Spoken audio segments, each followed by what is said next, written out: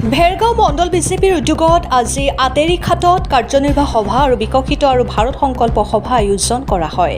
সভাখনত উপস্থিত থাকে ভেৰগাঁও মণ্ডল সভাপতি প্ৰতীক কাছাৰী, বিজেপিৰ জিলাৰ সম্পাদক জয়শ্ৰীং বড়ো, ভেৰগাঁও মণ্ডল সাধাৰণ সম্পাদক লালিত বিশ্বকৰ্মা। জিলাৰ সভাখনত মণ্ডল স্তৰৰ সকল নেতৃবৃন্দ উপস্থিত থাকি দলীয় সংগঠনাত্মক বিষয়া আৰু আগন্তুক নিৰ্বাচনৰ ৰণনীতি সন্দৰ্ভত বিস্তৃত আলোচনা কৰে। সভাখনত বিকশিত ভাৰতৰ লক্ষ্য পূৰণৰ দিশত দলৰ ভৱিষ্যত পদক্ষেপ, কেন্দ্ৰীয় আৰু ৰাজ্যিক চৰকাৰৰ উন্নয়নমূলক আঁচনি সম্পৰ্কে আলোচনা কৰে।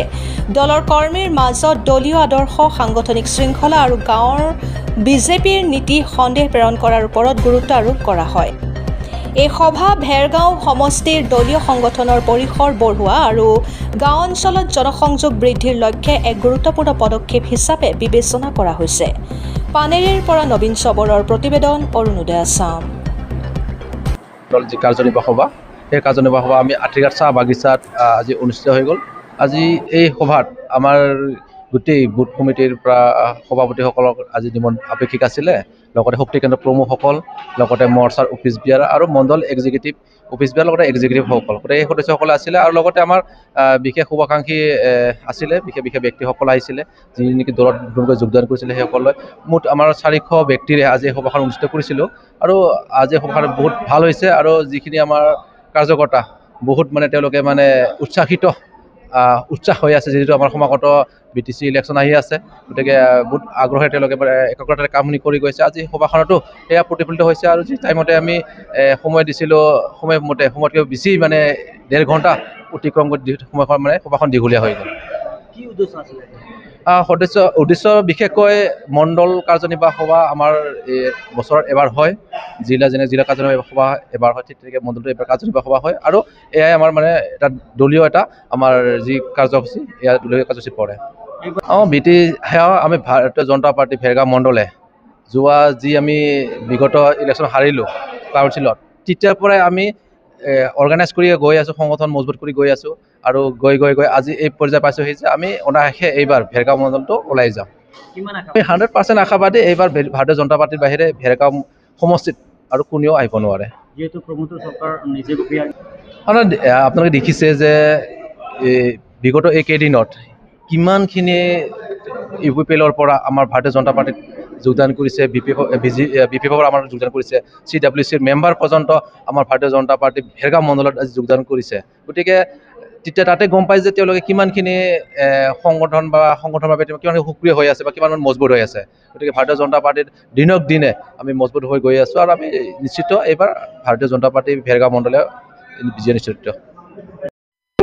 ৰাজ্যিকৰ নিৰ্দেশ মৰ্মে প্ৰতিটো মণ্ডলত বৰ্ধিত মণ্ডল কাৰ্যবাহী সভা আছিলে। আৰু ইয়াৰে ভেৰগাঁও মণ্ডলৰ আজি বৰ্ধিত মণ্ডল কাৰ্যবাহী সভাটো হৈ গ'ল।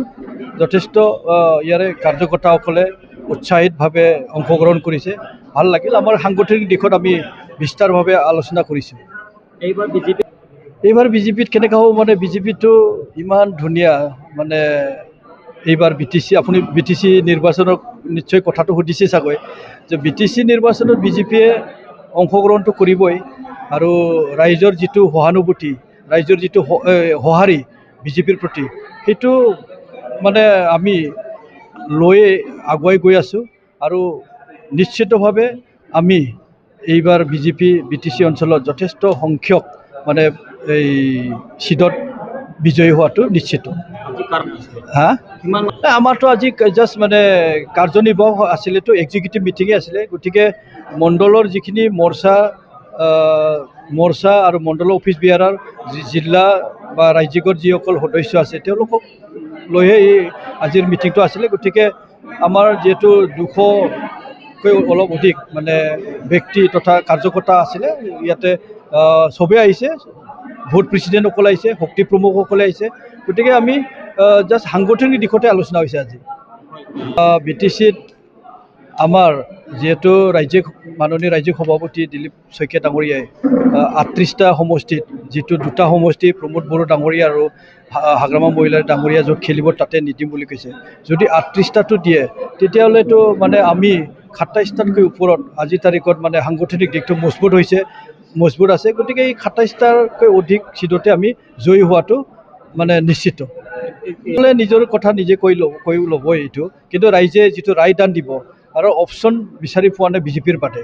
বিজেপিকে অপশ্যন পাইছে, কাৰণ হাগ্ৰামাক 15 বছৰ চালে আৰু 5 বছৰত আমাৰ প্ৰমোদ বড়োৰ নেতৃত্ব যিটো যোৱা বিলিকাৰ চৰকাৰ সেইটোও চালে। গতিকে তেওঁলোকেও কিছু ক্ষেত্ৰত মানে ক'ৰবাত নহয় ক'ৰবাত কেনা হয়তো পাইছে, তাৰ কাৰণে বিজেপিকে ৰাইজে বিচাৰিছে। আৰু আমাৰো এইটো ঠিক, মানে ৰাজ্যিক তথা আমাৰ অসমৰ মাননীয় মুখ্যমন্ত্ৰী ডক্টৰ হিমন্ত বিশ্ব শৰ্মাও কৈছে যে বিজেপি ইউ পি পি লোকক দুৱাৰ খোলা ৰাখিছে, কাৰণ নিৰ্বাচনৰ পিছত নিশ্চয়কৈ মানে এলায়েন্স গভমেণ্টে কৰিব BTCত, আৰু আমি একেলগে থকাৰ চিন্তা চৰ্চাটোৱে বিজেপিয়ে কৰি আছে। অসম চৰকাৰে যিহেতু চাহ বাগিচা কৰ্মচাৰীসকলে যথেষ্ট মানে কিছু ক্ষেত্ৰত কষ্ট পোৱাটো দেখিছোঁ আমি। মানে কৰ্মচাৰীসকলে কিছুমান কোম্পানীবিলাকত মানে অলপ দৰমহাবিলাক তেওঁলোকৰ এটা ডিমাণ্ড আছে। গতিকে সকাহ দিবৰ কাৰণে আৰু তেওঁলোকক মানে আৰ্থিকভাৱে অলপ সহায় কৰিবৰ কাৰণে এটিকুলি দুটিপাত আঁচনিৰে এটা অসম চৰকাৰে প্ৰতিটো মানে পাৰ্মানেণ্ট আৰু টেম্পৰাৰী যিসকলে বাগানত কাম কৰে তেওঁলোকক মানে 5,000 টকা দিবলৈ আগবাঢ়িছে। আমাৰ হয়তো এই 2 মাহৰ ভিতৰতে এই টকাটো মোকলাই দিব। অৰুণোদয়টো চাওক, এতিয়া অৰুণোদয় 3 আহিব।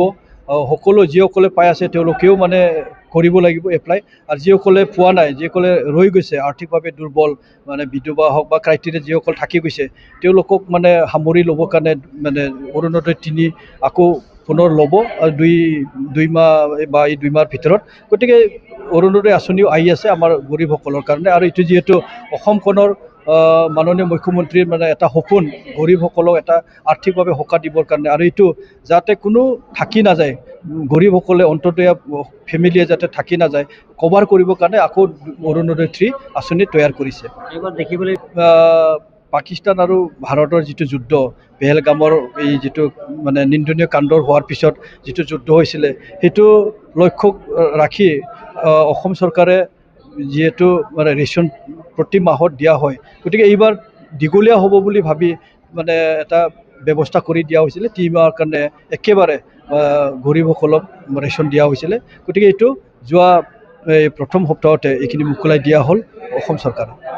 ৰাইজৰ কাৰণে বাৰ্তা তেনেকৈ আমি সদায় মানে মংগল থাকক, সুখে থাকক, কোনো বেমাৰ আজাৰ নোহোৱাকৈ আমি আহি থকা BTC নিৰ্বাচনত যাতে অংশগ্ৰহণ কৰিব পাৰে, আৰু BTC নিৰ্বাচনত এটা সুস্থ BTR চৰকাৰখন সুস্থ সবল এটা গুড গভৰ্নেন্স যাতে মানে ৰাইজে আনিব পাৰে, ইয়াৰ প্ৰতি বিবেচনা অলৰেডি কৰিছে, তথাপিও আৰু পুনৰ আহ্বান কৰিছে।